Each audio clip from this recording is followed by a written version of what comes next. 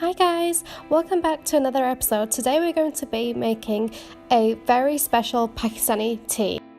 This tea consists of 4 ingredients, and unlike the English tea, we do not use water. So let's get ahead and start showing you the ingredients. You will need the following: mint leaves, cardamom pods, tea bag per person, and cinnamon sticks.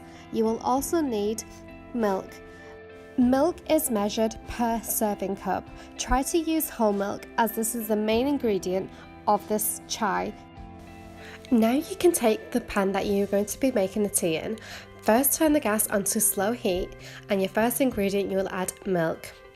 Thereafter you can add in your tea bags.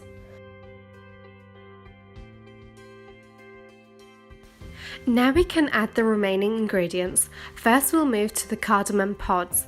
Try to split your pods in half so that the cardamom releases full flavour. Now we can move on to the mint leaves.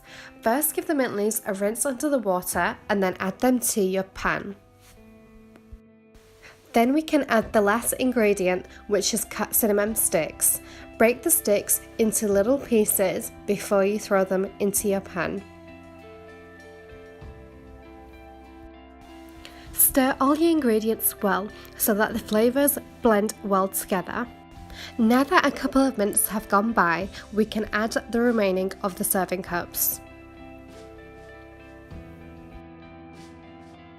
Once you've added in the rest of the milk, give your tea a good stir and then turn the gas onto full heat. Now the last step is to wait for the tea to come to a boiling point. Once the tea boils and rises to the top, you can turn the gas off. Now you can take a sieve and a spoon and start to drain out the tea bags.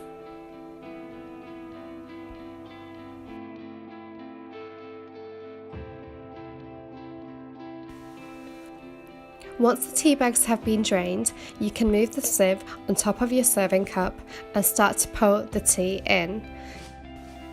The sieve should catch the remaining cardamom and cinnamon sticks, as well as the mint leaves. Tea should be ready, and that's how you make Pakistani Chai tea. You can serve it with your favourite pastries or cakes or biscuits. The tea is piping hot. You can add in sugar to taste. Hope you enjoyed it, guys.